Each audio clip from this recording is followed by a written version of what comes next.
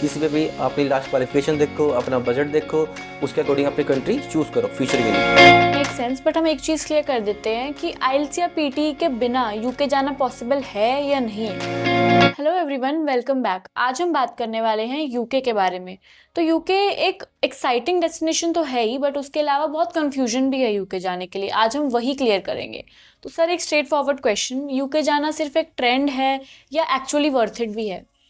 Trend भी है, actually worth it भी है। अगर आपका फ्यूचर अपना बनाना है, एक स्टडी में भी बनाना है, साथ में अपने काम भी करना है, तो यूके एक अच्छी डेस्टिनेशन है जहाँ आप अपना फ्यूचर आप सेट कर सकते हो। तो मतलब ब्लाइंडली फॉलो नहीं करना कि सब जा रहे हैं तो हम भी जाएंगे। हाँ, ब्लाइंडली ट्रस्ट नहीं करना या फॉलो नहीं करनी चीज़ें। किसी पे भी अपनी लास्ट क्वालिफिकेशन देखो, अपना बजट देखो, उसके अकॉर्डिंग अपनी कंट्री चूज करो फ्यूचर के लिए। तो आपने कहा बजट देखो, अगर किसी का बजट नहीं है ज़्यादा या और फंड्स नहीं है बेसिकली किसी के पास, तो वो क्या करे फिर? देखो, किसी के पास अगर फंड्स ओल्ड नहीं है या उतना उसका फीस का बजट नहीं बन पा रहा, तो हमारे यहाँ पे लोन फैसिलिटी अवेलेबल करा सकते हैं। बच्चा लोन करवा सकता है। लोन में उसकी पूरी ट्यूशन फीस, उसके एम्बेसी फीस, उसके हेल्थ इंश्योरेंस, उसकी फ़्लाइट टिकट्स, वो सब कवर हो जाती है उसपे। तो लोग कहते हैं कि UK is a fast return destination. तो फास्ट रिटर्न डेस्टिनेशन से क्या मतलब है? फास्ट रिटर्न डेस्टिनेशन से ये मतलब है कि एक एमबीए कोर्स है जो बाकी कंट्रीज में 2 साल का रहता है, लेकिन वही सेम कोर्स यूके में 1 साल की स्टडी रहती है। और इसमें 18 महीने का पीएसडब्ल्यू है, मतलब पोस्ट स्टडी वर्क परमिट। ये हमारी जब स्टडी कंप्लीट हो जाती है हमें तब मिलता है। तो यूके में इसलिए कहते हैं भी 1 साल की स्टडी करो, उसके बाद 18 महीने का आपको इजीली पीएसडब्ल्यू मिल जाता है। दैट मेक सेंस, बट हम एक चीज़ क्लियर कर देते हैं कि आइल्स या पीटी के बिना यूके जाना पॉसिबल है या नहीं है? बिना एल्स या बिना पीटे के यूके जाना पॉसिबल है, इजली है। हम बिना एल्स बिना पीटे के एमओ बेसिस पे यूके में एडमिशन ले सकते हैं। एमओआई एग्जैक्टली होता क्या है? एमओए क्या होता है? एमओए अगर हमारी लास्ट क्वालिफिकेशन हमने इंग्लिश में करी है तो उसे एमओए बोलते हैं, मीडियम ऑफ इंस्ट्रक्शन वो बोलते हैं। और उसके बेसिस पे हम यूके में स्टडी वीज़ा के लिए अप्लाई कर सकते हैं इजीली। तो ये जो लोग बोलते हैं आइल्स के बिना यूके, ये थोड़ा ओवररेटेड है। नहीं, ऐसा नहीं है, ओवररेटेड नहीं है। इसके बिना, आज के बिना यूके आराम से हो जाता है, एमओए बेसिस पे हो जाता है। इसमें कोई रिफ्यूजल चांसेस नहीं है। ऐसा भी आपके रिफ्यूजल आएगा अगर आपने एमओए किया है, नहीं, इजीली निकल जाता है। यूके में इंटरव्यू आता है यूनिवर्सिटीज़ का, वो हमें क्लियर करना पड़ता है, उसकी तैयारी करवाई जाती है, बच्चों को भी तैयारी करवाई जाती है।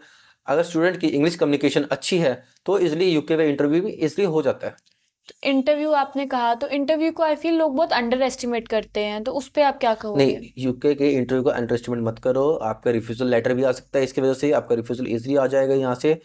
आपको इंटरव्यू तैयारी करो अच्छे से, इंटरव्यू दो, यूनिवर्सिटीज़ का इंटरव्यू भी दो। कई बार हमारा यूके वाई का इंटरव्यू भी आ जाता है, वो भी हमें देना पड़ता है। इंटरव्यू कैसा होता है? लाइक बहुत टफ होता है या कैसा लेवल का आता है? देखो, अगर आपकी इंग्लिश कम्युनिकेशन अच्छी है तो आपके लिए इंटरव्यू नॉर्मल है। उसमें यही पूछा जाता है ज़्यादातर, why UK, why not India, other country आपने क्यों चूज़ करी, वाई दिस कोर्स, आपके फ्यूचर गोल क्या है, आपने ये कोर्स क्यों चूज़ किया। इजी क्वेश्चन होते हैं। अगर आपका इंग्लिश कम्युनिकेशन अच्छी है ना तो आपका हो जाएगा आराम से। तो आपने कहा था कि वीज़ा रिफ्यूज़ल आ जाता है अगर इंटरव्यू अच्छे से नहीं हो। तो ऐसे और कौन से रीजंस हैं जिनकी वजह से वीज़ा रिफ्यूज़ल आ सकता है, जो हमें ध्यान में रखने चाहिए?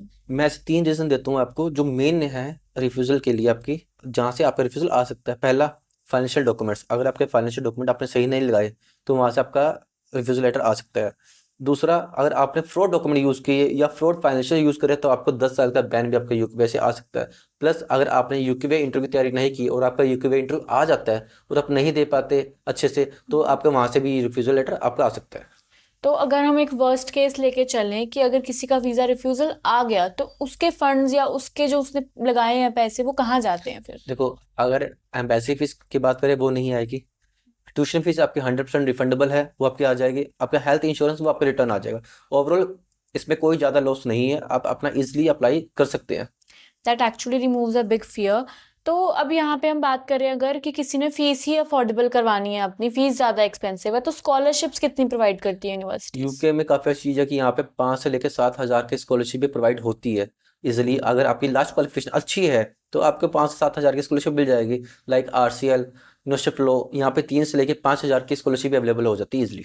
मतलब फुल वेवर वाला कोई सीन नहीं होता ना यहाँ? फुल वेवर वाला, बियर मिनिमम नहीं, फुल फीस के लिए होता है, फुल फीस स्कॉलरशिप के लिए, लेकिन वो बहुत बड़ी यूनिवर्सिटीज, कैम्ब्रिज, ऑक्सफोर्ड यूनिवर्सिटी में, और उसके लिए जो आपके परसेंटेज है वो 95+ चाहिए आपको, तो वहाँ पे आपको मिल जाती है स्कॉलरशिप्स। तो आपने 2-3 यूनिवर्सिटीज़ के नाम लिए थे, ऐसे कौन सी टॉप 5 यूनिवर्सिटीज़ हैं जो आप रेकमेंड करेंगे कि यहाँ पे जाओ and fees is affordable? University of West London, fees affordable है, स्कॉलरशिप आपको 3500 मिल जाएगी pound. University of law 3000 plus आपको स्कॉलरशिप मिल जाएगी। RCL, Regent college London, 5,000 pound की स्कॉलरशिप आपको मिल जाएगी। और भी काफ़ी यूनिवर्सिटीज़ हैं हमारे पास जहाँ पे आपको एक अच्छी यूनिवर्सिटी मिल जाएगी। कैडबरी ट्रिपल सी यू, ये भी एक अच्छी यूनिवर्सिटी है। यहाँ पे आपको 3,000 4,000 की स्कॉलरशिप मिल जाएगी। इनके कैंपसेस भी काफ़ी अच्छे यूके में, लीड्स में है, फिर उसमें लंदन में है, मैनचेस्टर में है, काफ़ी अच्छे अच्छे इनके कैंपस भी हैं। और अब हम बात करें अगर कि काफ़ी स्टूडेंट्स इसलिए भी जाते हैं कि उन्हें पार्ट टाइम जॉब भी करनी होती है, तो वो कितना सपोर्ट करती है यूनिवर्सिटीज़ बाहर? देखो यूके में एक स्टूडेंट 20 घंटे काम कर सकते हैं during the week, during the study. एक हफ्ते में 20 घंटे अपना स्टडी के अकॉर्डिंग काम कर सकते हैं वहाँ पे। और पोस्ट स्टडी वर्क का अगर हमने करना हो कि उसके बाद तो देखो अगर आपकी क्वालिफिकेशन कंप्लीट हो जाती है, आपने 1 साल की स्टडी जो चूज़ की है वो आप कंप्लीट करते हो, तो फिर आपके कुछ चार्जेस लगते हैं 2,000 पाउंड 2,500 पाउंड के आसपास। फिर आप पीएसडब्ल्यू अप्लाई करते हो, आपको 18 महीने का पीएसडब्ल्यू मिलेगा। उसमें आप फुल टाइम वर्किंग कभी भी कहीं भी कहाँ भी काम कर सकते हो यूके में। इंडियन स्टूडेंट्स के लिए ओवरऑल कितना फ्रेंडली है यूके जाने के लिए study abroad? UK study abroad में जाने के लिए अगर आप यूके जा रहे हो, यूके में इंडियंस के लिए काफ़ी फ्रेंडली है। वहाँ पे इजीली काम भी मिल जाता है। वहाँ पे अगर आप अच्छे काम करें तो आपको वहीं से आपको स्पॉन्सर भी मिल जाती है अगले 5 साल के लिए, जो 3+2 रहती है। उसके बाद बच्चा अपना पीआर डाल सकता है उसके अंदर। और पीआर कितने टाइम में यूजुअली मिल जाती है? अगर बच्चा रेगुलर टैक्स पे कर रहा है, जॉब कर रहा है अपने वहाँ पे, रेगुलरली टैक्स पे कर रहा है, सब कुछ कर रहा है, तो उसको 7 साल के बाद अपने जॉब पीआर के लिए अप्लाई कर सकता है। दैट मेक सेंस, बट एक ऑनेस्ट बात करते हैं कि यूके सबके लिए नहीं होता, तो किन के लिए होता है और किन के लिए नहीं? देखो यूके उनके लिए नहीं है जिनका बजट ज़्यादा टाइट है, कि यूके में 15 से लेकर 17 लाख रुपए का खर्चा आता ही आता है। आपकी वो ट्यूशन फीस होगी, आपके हेल्थ इंश्योरेंस हो गया, आपकी यूके में फीस हो गई, आपकी टिकट हो गया, आपकी एकोमोडेशन होगी।